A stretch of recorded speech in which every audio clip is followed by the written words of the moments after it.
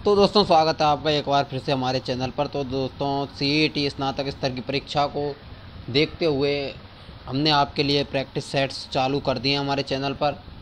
तो दोस्तों मैं आपसे यही गुजारिश करूंगा या ये की रिक्वेस्ट करूंगा कि आप हमारे चैनल को सब्सक्राइब ज़रूर कर लें तथा बेल आइकन को दबाना ना भूलें, और जितना हो सके हमारे इस सेशन को शेयर करना ना भूलें। तो दोस्तों जो सीईटी परीक्षा है वो हमारी लगभग 23 सितंबर से चालू होने वाली है। तो उसी के संदर्भ में हमने हमारे जो प्रैक्टिस सेट हैं वो निकाले हैं। तो दोस्तों हमारा प्रैक्टिस सेट नंबर 2 है। तो देखते हैं इसमें हमारा पहला क्वेश्चन क्या है। इसमें हमारा पहला क्वेश्चन है कि निम्नलिखित में से कौन हल्दी घाटी युद्ध में महाराणा प्रताप की तरफ से युद्ध में शामिल हुआ था। जो महाराणा प्रताप की तरफ से युद्ध में शामिल हुआ था वो कौन था? हकीम सूर खां। और कौन था? एक था भामा शाह। तो दोस्तों कौन कौन थे? हकीम सूर खां और भामा शाह। तो ऑप्शन नंबर सी क्या होगा हमारा यहाँ पर राइट आंसर हो जाएगा। बढ़ते हैं अगले क्वेश्चन की तरफ। हमारा अगला क्वेश्चन है कि पर्यटन स्थल को कितने स्थान से हमें क्या करना है? सुमेलित करना है। जो हमारी सोनू जी की नसिया है, जो सोनू जी की नसिया है वह कहाँ है? वो हमारी अजमेर में है। कहाँ पर है? वो हमारी अजमेर में है। और 84 खंभों की छतरी कहाँ हो जाती है दोस्तों? वो हो जाती है हमारी बूंदी में। उसके बाद हमारा जो बड़ा बाग है वो हो जाता है टोंक में। और सुनहरी कोठी कहाँ हो जाती है? जैसलमेर में। तो दोस्तों ऑप्शन हमारे क्वेश्चन नंबर 2 में क्या हो जाएगा right answer? Option number B क्या हो जाता है यहाँ पर? हमारा राइट आंसर हो जाता है। बढ़ते हैं हमारे अगले क्वेश्चन नंबर 3 की तरफ। हमारा अगला क्वेश्चन है कि निम्नलिखित में से कौन सा युग्म दुर्ग अलाउद्दीन खिलजी के आक्रमण के समय शासक सुमेलित नहीं है। जो अलाउद्दीन खिलजी के आक्रमण के समय जो कौन सा ऐसा दुर्ग है जो जिसके शासक नहीं थे? तो देखिए रणथंभौर का हम्मीर देव, ये सही है कि रणथंभौर पर जब आक्रमण किया था तो हम्मीर देव थे। चित्तौड़गढ़ राणा तंग, ये भी सही है। जालौर के कान्हा देव, ये भी सही है। तो इसमें राइट आंसर क्या हो जाएगा? यहाँ पर राइट आंसर हो जाएगा हमारा Shivana Maldev. Option number C क्या हो जाएगा? हमारा राइट आंसर हो जाता है। तो हमारा अगला क्वेश्चन है कि निम्नलिखित में से कौन सा त्यौहार एक कैलेंडर वर्ष के विक्रम संवत के अनुसार सबसे बाद में आता है? हमारा कौन सा त्यौहार है जो कैलेंडर में जो विक्रम संवत के अनुसार सबसे बाद में आता है? तो ऑप्शन नंबर ए क्या हो जाएगा? होली। जो हमारा होली है वो विक्रम संवत के अनुसार सबसे बाद में आता है। हमारा अगला क्वेश्चन है क्वेश्चन नंबर 5 कि राजस्थान राज्य मानवाधिकार आयोग के अध्यक्ष एवं सदस्यों की चयन समिति में निम्नलिखित में से कौन नहीं होता है? जो राजस्थान राज्य मानवाधिकार आयोग के अध्यक्ष एवं सदस्यों की जो चयनित टीम होती है या फिर समिति होती है उसमें कौन नहीं होता है? तो इसमें हो जाएगा हमारा कौन नहीं होता है? इसमें मुख्यमंत्री नहीं होता है। ऑप्शन नंबर ए क्या हो जाएगा? हमारा राइट आंसर हो जाएगा। हमारा अगला क्वेश्चन है कि विख्यात लोक नाट्यकार नानूराम किस ख्याल से संबंधित हैं? जो प्रसिद्ध लोक नाट्यकार नानूराम हैं वो किस ख्याल से संबंधित हैं?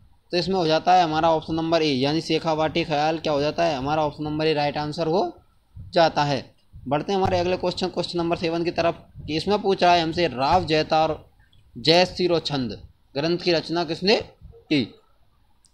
जो राव जयसिरो छंद है वो उसकी रचना किसने की? उसकी रचना की थी बीटू सूजा ने इसकी क्या की थी? रचना की थी। और इस कृति को किस भाषा में लिखा गया था? इस कृति को लिखा गया था डिंगल भाषा में। किस भाषा में? डिंगल भाषा में इस कृति को लिखा गया था। बढ़ते हैं हमारे अगले क्वेश्चन की तरफ। हमारा अगला क्वेश्चन है कि निम्नलिखित में से कौन सा युग्म लोक देवता की माता और सुमेलित नहीं है? जो लोक देवता हैं उनकी माता से सुमेलित नहीं है। तो इसमें क्या हो जाएगा? हमारा ऑप्शन नंबर ए हो जाएगा राम प्यारी। तेजाजी महाराज जो हैं उनकी माता का नाम राम प्यारी नहीं था। रामदेव जी की मैणादे था, गोगा जी की वाछल था, पाबू जी के कमला देवी था। ये तीनों के तीनों हमारे राइट आंसर हो जाते हैं। जबकि जो तेजाजी हैं उनकी माता का नाम राम प्यारी नहीं था। बढ़ते हैं हमारे अगले क्वेश्चन की तरफ। हमारा अगला क्वेश्चन है जो हमारे संप्रदाय हैं उनको उनके जो प्रमुख स्थान है उनसे हमें क्या करना है? जोड़ना है। तो यहाँ पर हमारा जो पहला है बिश्नोई संप्रदाय का क्या हो जाता है? मुकाम। अपना जो जसनाती संप्रदाय है उसका क्या होगा? उसका हो जाता है कतियासर। उसका क्या हो जाता है? कतियासर। और जो हमारा जसनाती का क्या हो जाता है? कतियासर। हमारा जो दादू पंथी है उसका क्या होता है? नरैना। और जो हमारा रामस्नी इसका क्या हो जाता है? सिंह थल। तो हमारे क्वेश्चन नंबर 9 में हमारा ऑप्शन नंबर सी क्या हो जाता है यहाँ पर राइट आंसर हो जाता है। बढ़ते हैं हमारे अगले क्वेश्चन की तरफ। हमारा अगला क्वेश्चन है कि मांडो की पाल किस खनिज उत्पादन के लिए प्रसिद्ध है। जो मांडो की पाल है वो किस खनिज उत्पादन के लिए प्रसिद्ध है, तो वो किसके लिए प्रसिद्ध है, फ्लोराइड की। और ये कहाँ पर है, ये है डूंगरपुर में। कहाँ पर, डूंगरपुर में। बढ़ते हैं हमारे अगले क्वेश्चन की तरफ। हमारा अगला क्वेश्चन पूछ रहा है कि मुंशी देवी प्रसाद ने किसको राजस्थान का अबुल फजल की संज्ञा दी है, तो किसको दी है, वो दिया मुहणोत नैन सिंह को क्या दी है, राजस्थान के अबुल फजल की संज्ञा दी है। बढ़ते हैं हमारे अगले क्वेश्चन की तरफ। हमारा अगला क्वेश्चन है कि राजस्थान में के किस भाग में मिश्रित पतझड़ वन हैं वो पाए जाते हैं, तो किस में पाए जाते हैं, वो पाए जाते हैं उदयपुर, चित्तौड़, सिरोही और बूंदी क्षेत्र में, या फिर इसको हम कह सकते हैं शुष्क जलवायु वाले क्षेत्र में। किसमें, शुष्क जलवायु वाले क्षेत्र में। बढ़ते हैं हमारे अगले क्वेश्चन की तरफ। अगला क्वेश्चन हमारा किस चित्र शैली में पशु पक्षियों की बहुतायत रहती है, तो किस चित्र शैली में रहती है, यह रहती है हमारी बूंदी चित्र शैली में।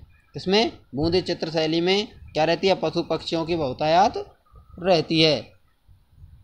बढ़ते हैं हमारे अगले क्वेश्चन की तरफ। हमारा अगला क्वेश्चन है नर्मदा नहर परियोजना से लाभान्वित राजस्थान के जिले हैं, कौन कौन से जिले हैं राजस्थान के, तो इसमें क्या हो जाएगा, हमारे जालौर और बाड़मेर, दो राज्य हैं जो नर्मदा हमारी जो नहर परियोजना उससे लाभान्वित हैं। बढ़ते हैं हमारे अगले क्वेश्चन की तरफ। हमारा अगला क्वेश्चन है राजस्थान की रुंडित सरिता किस नदी को कहा जाता है, तो किसको कहा जाता है, ये बनास नदी को, बाणगंगा को क्या कहा जाता है, राजस्थान की रुंडित सरिता कहा जाता है। बाणगंगा ऑप्शन नंबर भी क्या हो जाएगा, हमारा राइट आंसर हो जाता है।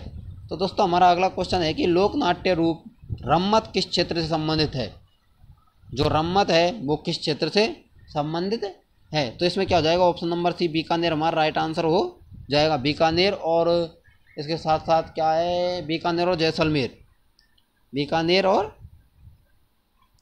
जैसलमेर क्या हो जाएगा यहाँ पर राइट आंसर हो जाएगा। बढ़ते हैं हमारे अगले क्वेश्चन की तरफ कि राजस्थान के किस भाग में शुष्क खेती प्रचलित है, तो किस भाग में है, वो पश्चिमी भाग में शुष्क खेती प्रचलित है। ऑप्शन नंबर डी क्या हो जाएगा हमारा यहाँ पर राइट आंसर हो जाएगा। हमारा अगला क्वेश्चन देखते हैं, क्वेश्चन नंबर 18 है कि निम्नलिखित में से कौन सा युग्म वाद्य यंत्र प्रकार सम्मिलित नहीं है, जो वाद्य यंत्र का प्रकार है वो सम्मिलित नहीं है, तो क्या हो जाएगा, ऑप्शन नंबर डी नड़।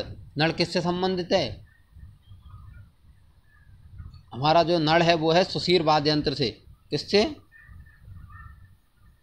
सुशीर वाद्य यंत्र से संबंधित है नड़, तो हमारा ऑप्शन नंबर डी क्या हो जाता है यहाँ पर राइट आंसर हो जाता है। बढ़ते हैं हमारे अगले क्वेश्चन की तरफ। हमारा क्वेश्चन नंबर 19वां क्या कह रहा है हमसे कि निम्नलिखित संतों में से किसने अपने लेखन में मेवाती बोली का प्रयोग नहीं किया है, तो किसने नहीं किया है यहाँ पर सुंदरदास ने नहीं किया है। सुंदरदास को ने किसका इसमें क्या किया है, खड़ी बोली का क्या किया है इन्होंने उपयोग किया है, और इसे क्या कहते हैं, इन्हें हिंदी साहित्य का क्या कहते हैं, शंकराचार्य भी कहते हैं। क्या कहते हैं इन्हें, हिंदी साहित्य का शंकराचार्य भी कहते हैं सुंदरदास को।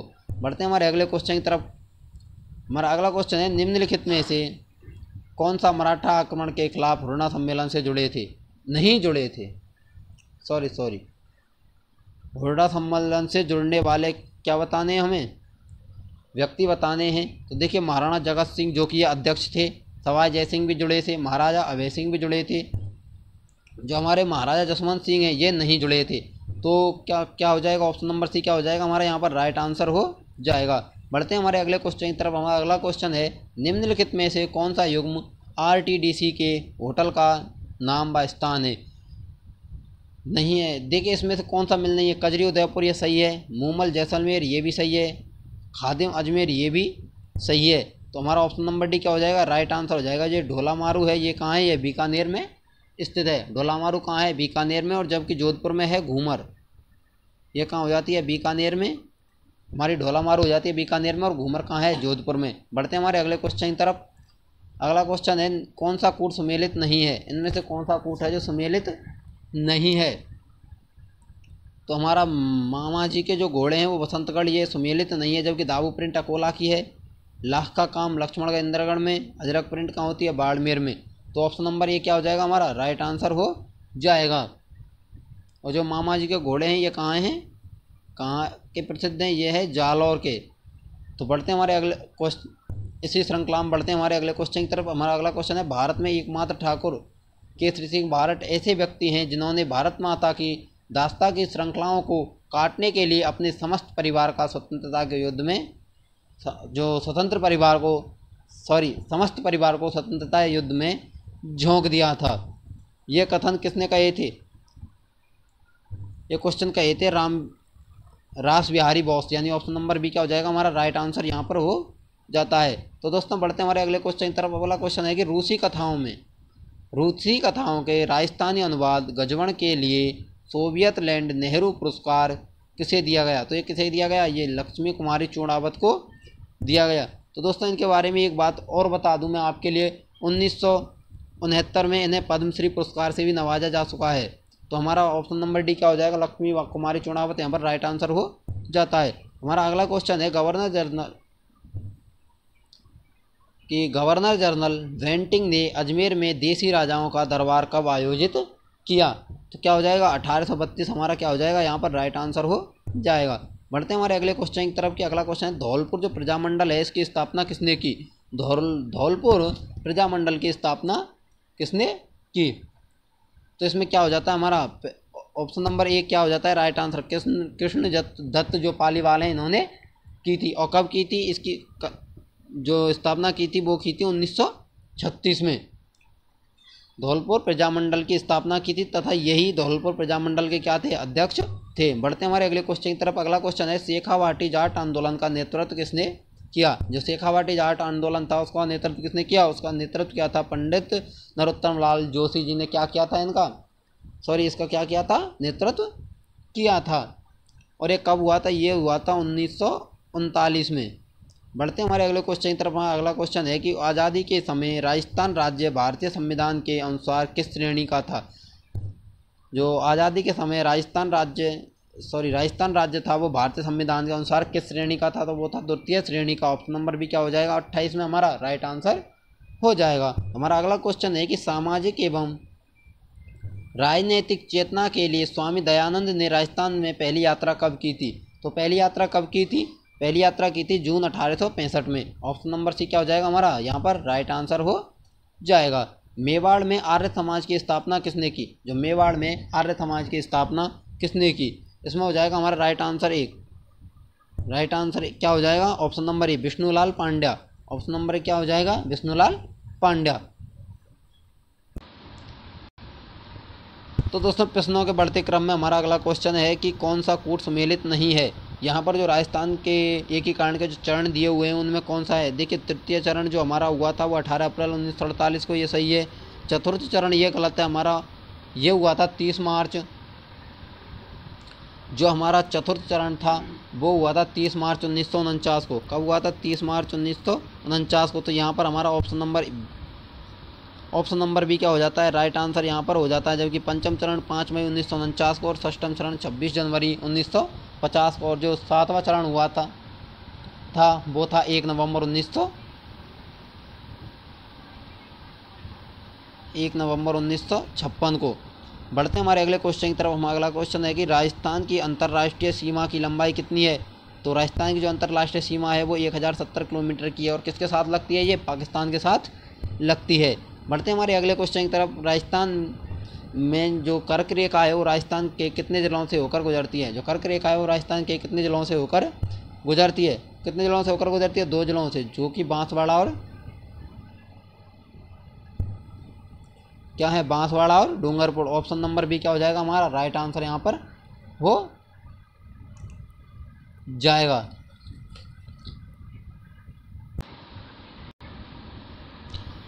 तो दोस्तों देखते हैं हमारा अगला क्वेश्चन कौन सा है। अगला क्वेश्चन है हमारा, वर्तमान में अरावली पर्वत विद्यमान है। जो अरावली पर्वत है वो कौन से पर्वतों के रूप में विद्यमान है, वो है अवशिष्ट पर्वतों के रूप के अवशिष्ट जो पर्वत हैं उनके रूप में विद्यमान है। तो दोस्तों इसी क्रम में बढ़ते हैं हमारे अगले क्वेश्चन की तरफ। हमारे अगले क्वेश्चन को हल कराने से पहले दोस्तों मैं आपसे एक ही गुजारिश करना चाहता हूं, यदि आपने हमारे चैनल को सब्सक्राइब नहीं किया तो चैनल को सब्सक्राइब कर लें, तथा हमारी जो ये सेशन चल रहा है, हमारी जो ये वीडियो है, इसको शेयर करना ना भूलें। तो दोस्तों ऐसी ही वीडियो पाने के लिए बेल आइकन को ज़रूर प्रेस कर लें। तो देखते हैं दोस्तों हमारे अब इस क्वेश्चन को, हमारा क्वेश्चन है इसमें हमसे पूछ रहा है कि राजस्थान में जो भौराट का पठार है वो स्थित है, कि राजस्थान में जो भौराट का पठार है वो स्थित है। कहाँ पर स्थित है भौराट का पठार?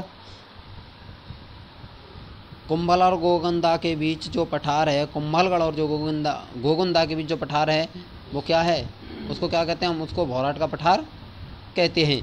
ऑप्शन नंबर सी क्या, सॉरी ऑप्शन नंबर बी क्या हो जाता है हमारे यहाँ पर राइट आंसर हो जाता है। बढ़ते हैं हमारे अगले क्वेश्चन की तरफ। हमारा अगला क्वेश्चन है कि सिरोही जिले में तीव्र ढाल युक्त उबड़ खाबड़ पहाड़ियों को स्थानीय भाषा में क्या कहते हैं? तो उनको स्थानीय भाषा में क्या कहते हैं? स्थानीय भाषा में इनको कहते हैं भाकर। क्या कहते हैं स्थानीय भाषा में? इसको भाकर कहते हैं। बढ़ते हैं हमारे अगले क्वेश्चन की तरफ। हमारा अगला क्वेश्चन है इसमें कि बाकल, बतरक, मेसवा, हतमती किसकी सहायक नदियाँ हैं? जो यहाँ पर हमें जो ऊपर नदियाँ दी गई हैं किसकी सहायक नदियाँ हैं? ये किसकी हैं? ये साबरमती की सहायक नदियाँ हैं। और साबरमती का उद्गम होता है हमारे उदयपुर से। कहाँ से होता है? उदयपुर से होता है। बढ़ते हैं हमारे अगले क्वेश्चन की तरफ। हमारा अगला क्वेश्चन है कि राजस्थान में शीतकालीन वर्षा होती है। जो हमारे राजस्थान में जो शीतकालीन वर्षा होती है हम उसे क्या कहते हैं? उसको हम मावठ कहते हैं। यह किसके कारण होती है? ये होती है भूमध्य सागरीय चक्रवातों से। किससे होती है? भूमध्य सागरीय चक्रवातों से। ऑप्शन नंबर डी क्या हो जाएगा हमारा राइट आंसर हो जाएगा। हमारा अगला क्वेश्चन है कि बर्टिसोल्स मिट्टी राजस्थान के निम्नलिखित में से किन जिलों में नहीं पाई जाती है? जो बर्टिसोल्स जो मिट्टी है वो राजस्थान के किन जिलों में नहीं पाई जाती है? तो क्या हो जाएगा? झालावाड़ और बारां क्या हो जाएगा? राइट आंसर हमारा ऑप्शन नंबर ए हो जाएगा। हमारा अगला क्वेश्चन है कि निम्नांकित में से कौन से वन राजस्थान में सर्वाधिक क्षेत्रफल में फैले हुए हैं? जो कौन से क्षेत्र हैं, सॉरी कौन राजस्थान में सर्वाधिक क्षेत्रफल में फैले हुए वन कौन से हैं? तो हमारा ऑप्शन नंबर क्या हो जाएगा? उष्ण कटिबंधीय पतझड़ जो वन है वो राजस्थान में सर्वाधिक क्षेत्रफल में फैले हुए वन हैं। हाँ तो दोस्तों हमारा अगला क्वेश्चन है कि राजस्थान में काष्ठ जीवाश्म उद्यान जो वुड फॉसिल जो पार्क है वो किस स्थान पर स्थित है? तो कहाँ है वो? आकल जैसलमेर में स्थित है। कहाँ पर स्थित है वो? आकल जैसलमेर में स्थित है। बढ़ते हैं हमारे अगले क्वेश्चन की तरफ। हमारा अगला क्वेश्चन है कि राजस्थान में सेम समस्या से गंभीर रूप से प्रभावित जिले कौन कौन से हैं? देखिए जो सेम समस्या होती है वो नहरों के जो किनारे होते हैं वो नमी से क्या होता है, क्या हो जाते हैं? दलदली हो जाते हैं। तो ये क्या है? जो ये सेम समस्या होती है वो दलदली क्षेत्र में होती है। तो दलदली क्षेत्र कहाँ हो, सॉरी जो नहरी क्षेत्र होते हैं उनमें होती है। और हमारे जो राजस्थान में नहरी क्षेत्र हनुमानगढ़ और गंगानगर हैं, यानी ऑप्शन नंबर भी क्या हो जाएगा हमारा यहाँ पर राइट आंसर हो जाएगा। बढ़ते हमारे अगले क्वेश्चन की तरफ। हमारा अगला क्वेश्चन है कि राजस्थान में मसालों के समग्र उत्पादन में कौन से जिले अग्रणी हैं? जो राजस्थान में मसालों का जो समग्र उत्पादन होता है उनमें कौन से जिले अग्रणी हैं? तो हमारा क्या हो जाएगा यहाँ पर? कोटा और झालावाड़।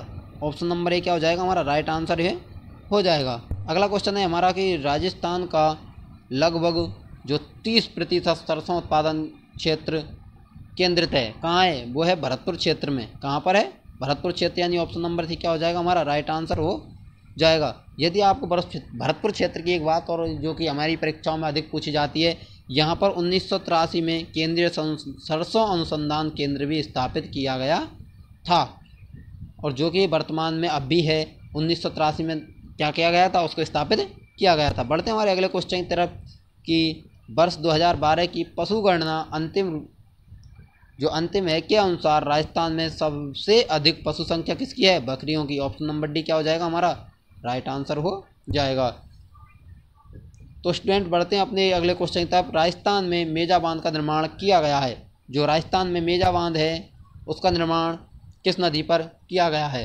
किस नदी पर किया गया है? कोठारी नदी पर उसका निर्माण किया गया है। अगर यदि मेजा बांध की बात की जाए तो ये कहाँ पर है? भीलवाड़ा में स्थित नदी स्थित है। कहाँ पर है ये? भीलवाड़ा में स्थित है। बढ़ते हैं हमारे अगले क्वेश्चन की तरफ कि राजस्थान में सर्वाधिक वन क्षेत्र सिंचाई स्रोत किस सिंचाई स्रोत से होती है? जो राजस्थान में सर्वाधिक सिंचाई है वो किस स्रोत से की जाती है? तो किस स्रोत से की जाती है? ऑप्शन नंबर बी हमारा नलकूप राइट आंसर इसमें हो जाएगा।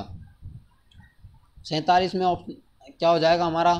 Option number B right answer हो जाता है। बढ़ते हैं हमारे अगले क्वेश्चन की तरफ इसी क्रम में कि भूजल की उपलब्धता तथा गुणवत्ता की दृष्टि से राजस्थान में सबसे ज़्यादा चिंताजनक स्थिति किन जिलों की है? किन जिलों की है?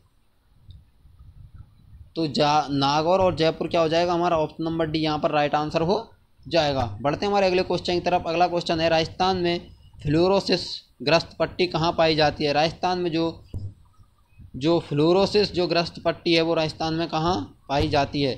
तो कहाँ पाई जाती है दोस्तों? ये पाई जाती है हमारे जो नागौर और जो अजमेर का जो क्षेत्र है वहाँ पर ये पाई जाती है। ऑप्शन नंबर डी क्या होगा हमारा? राइट आंसर यहाँ पर हो जाएगा। दोस्तों इसी क्रम में हमारा ये 50वां क्वेश्चन है कि राजस्थान भूक्षेत्र में किस राष्ट्रीय राजमार्ग की लंबाई सर्वाधिक है? किस राष्ट्रीय राजमार्ग की लंबाई सर्वाधिक है? तो दोस्तों यहाँ पर हमारा राइट आंसर हो जाएगा राजमार्ग 15, NH 15 का हो या राष्ट्रीय राजमार्ग 15 हो जाता है हमारा राइट आंसर। अगला क्वेश्चन है हमारा, नेशनल इंडियन कांग्रेस NIC की स्थापना किस भारतीय ने की थी? जो हमारी NIC है उसकी स्थापना किसने की थी? किसने की थी उसकी स्थापना? महात्मा गांधी ने की थी। और कब की थी? 22 अगस्त 1894 को, 22 अगस्त 1894 को इसकी स्थापना की थी। बढ़ते हैं हमारे अगले क्वेश्चन की तरफ। अगला क्वेश्चन है हमारा कि 1918 ईस्वी में किस शहर में महात्मा गांधी ने सफलतापूर्वक मिल मजदूरों की हड़ताल का नेतृत्व किया था? जो 1918 में जो महात्मा गांधी ने किया था वो क्या हो जाएगा हमारा? Right answer. राइट आंसर होगा इसमें हमारा अहमदाबाद। ऑप्शन नंबर सी क्या हो जाएगा हमारा? राइट आंसर हो जाएगा। तो हमारा अगला क्वेश्चन है दोस्तों कि स्वराज पार्टी की स्थापना किसके द्वारा की गई थी? जो स्वराज पार्टी है उसकी स्थापना किसके द्वारा की गई थी? किसके द्वारा की गई थी? मोतीलाल नेहरू और चित्तरंजन दास के द्वारा इसकी स्थापना की गई थी। और इसकी स्थापना की गई थी लगभग मार्च 1923 में इसकी स्थापना की गई थी। और इसका प्रथम जो अधिवेशन था वो कहाँ हुआ था? वो हुआ था इलाहाबाद में। कहाँ पर? इलाहाबाद में। हमारा अगला क्वेश्चन है कि यूनाइटेड किंगडम की से संसद के 7 सदस्यों का एक समूह था जिसे ब्रिटिश भारत के लिए संवैधानिक सुधारों का सुझाव देने के लिए गठित किया गया था। जो हमारा खालिस्तान उसमें क्या आएगा? उसको फ्रेजर आयोग, हंटर आयोग, सार्जेंट आयोग या साइमन आयोग। तो इसका राइट आंसर क्या हो जाएगा हमारा? ऑप्शन नंबर सी साइमन आयोग क्या हो जाएगा राइट आंसर यहाँ पर। ऑप्शन हमारे क्वेश्चन नंबर 54 में क्या हो जाएगा? Option number C right answer हमारा हो जाएगा। हमारा अगला क्वेश्चन नंबर 55 है कि नमक सत्याग्रह आंदोलन के लिए महात्मा गांधी ने लगभग कितनी दूरी तय की थी? तो इसके लिए महात्मा गांधी ने कितनी दूरी तय की थी? लगभग 241 मील की दूरी तय की थी। बढ़ते हैं हमारे अगले क्वेश्चन की तरफ। हमारा अगला क्वेश्चन है कि पूना पैक्ट के संबंध में सही विकल्प को चुने। जो पूना पैक्ट था उसके संबंध में जो सही विकल्प है वो है कौन सा है? तो दोस्तों इसमें देखिए, अगस्त 1931 में महात्मा गांधी और BR अम्बेडकर के बीच हस्ताक्षर किया गया था, तो ये गलत है। अगस्त 1931 में महात्मा गांधी और लॉर्ड इरविन के बीच हस्ताक्षर किया गया, ये भी हमारा गलत है। सितंबर 1932 में महात्मा गांधी और लॉर्ड इरविन के बीच हस्ताक्षर किए गए, ये भी हमारा गलत है। तो हमारा राइट आंसर क्या होगा? सितंबर 1932 में महात्मा गांधी और BR अम्बेडकर के बीच हस्ताक्षर किया गया। ऑप्शन नंबर डी क्या हो जाएगा हमारा? राइट आंसर हो जाएगा। बढ़ते हैं हमारे अगले क्वेश्चन की तरफ। हमारा अगला क्वेश्चन है कि 1942 में जब क्रिप्स मिशन भारत आया उस समय इंग्लैंड के प्रधानमंत्री कौन थे? जब 1942 में जो क्रिप्स मिशन भारत में आया तो इंग्लैंड के प्रधानमंत्री कौन थे? तो कौन थे? विंस्टन चर्चिल थे।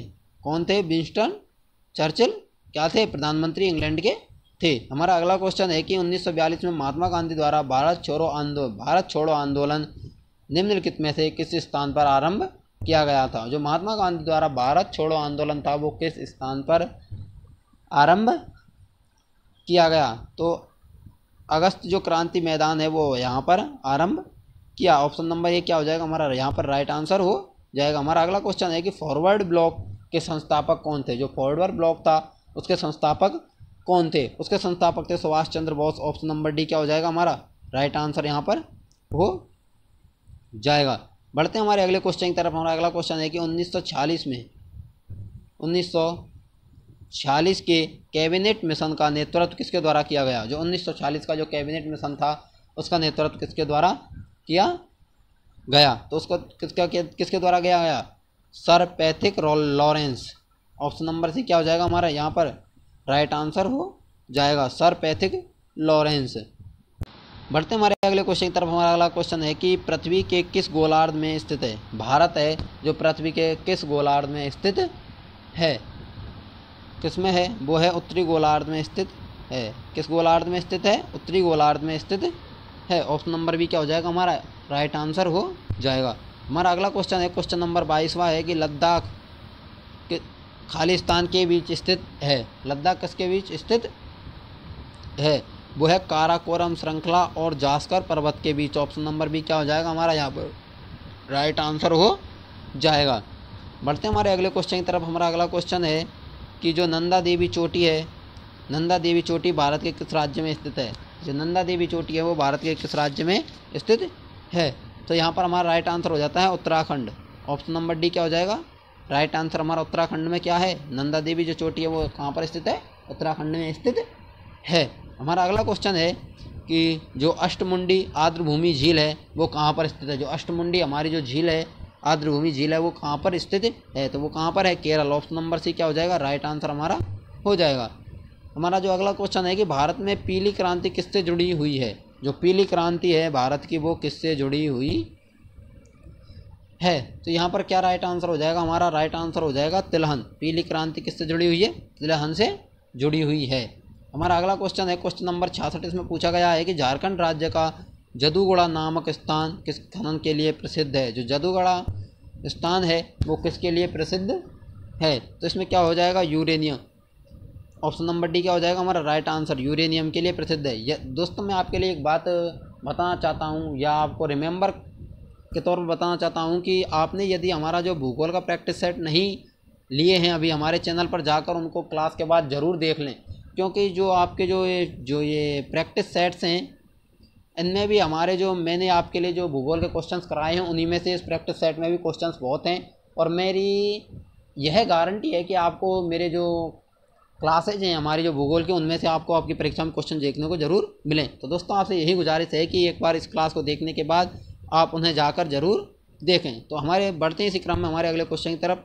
हमारा अगला क्वेश्चन है कि निम्न में से कौन सा शहर गंगा नदी के मार्ग पर स्थित नहीं है। जो गंगा नदी का मार्ग है उस पर स्थित नहीं है, तो कौन सा है वो, लखनऊ नहीं है। देखिए पटना, प्रयागराज और कानपुर तीनों क्या हैं, गंगा नदी के किनारे स्थित हैं। बढ़ते हमारे अगले क्वेश्चन की तरफ। हमारा अगला क्वेश्चन है नाथपा झाकरी जल विद्युत परियोजना निम्नलिखित में से किस नदी पर स्थित है।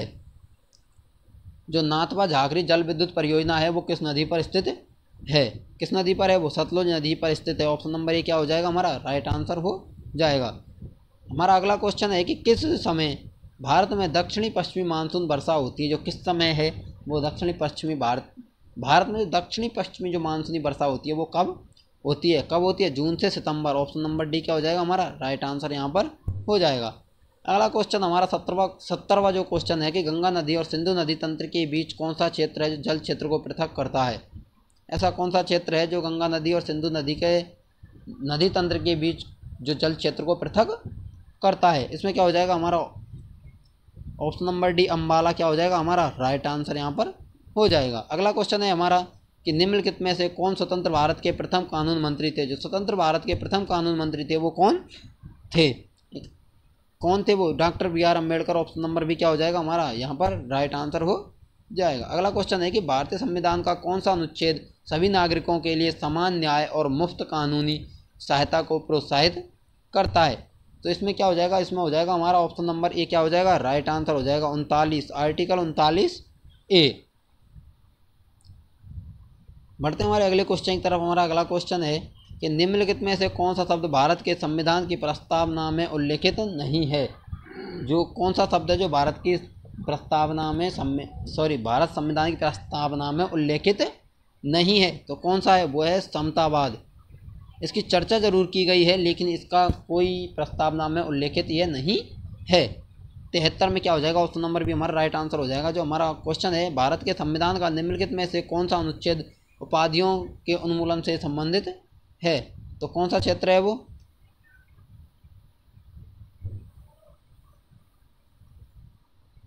देखिए हमारा जो क्वेश्चन नंबर 74 है उसमें क्या हो जाएगा, उसमें हो जाएगा ऑप्शन नंबर सी अनुच्छेद 18। राइट आंसर क्या हो जाएगा? अनुच्छेद 18। हमारा जो अगला क्वेश्चन है कि जब मतदान के अधिकार की पात्रता आयु 21 वर्ष से घटाकर 18 वर्ष की गई थी तब भारत के राष्ट्रपति कौन थे? तो तब भारत के जो राष्ट्रपति थे वो थे R Venkataraman. Option number B क्या हो जाएगा? हमारा राइट आंसर हो जाएगा। तो दोस्तों आज के जो हमारा ये प्रैक्टिस सेट है इसकी जो पहला पार्ट है, दूसरा पार्ट आपके लिए जल्दी उपलब्ध कराया जाएगा। बने रहिए हमारे चैनल पर और हमारे साथ। तो धन्यवाद दोस्तों, मिलते हैं दूसरे प्रैक्टिस सेट में। और दोस्तों यदि आप नए हैं तो चैनल को सब्सक्राइब करना ना भूलें तथा बेल आइकन को प्रेस कर लें, जिससे कि हमारा पार्ट दूसरा जब आपके पास आएगा तो आपके पास हमारा नोटिफिकेशन पहुंच जाएगा, जिससे पहले सबसे पहले आप हमारी वीडियो को देख सकें। और वीडियो को शेयर करना ना भूलें। धन्यवाद। मिलते हैं अगले प्रैक्टिस सेट के दूसरे भाग में। इस प्रैक्टिस सेट के दूसरे भाग में मिलते हैं दोस्तों आपसे। तब तक के लिए धन्यवाद।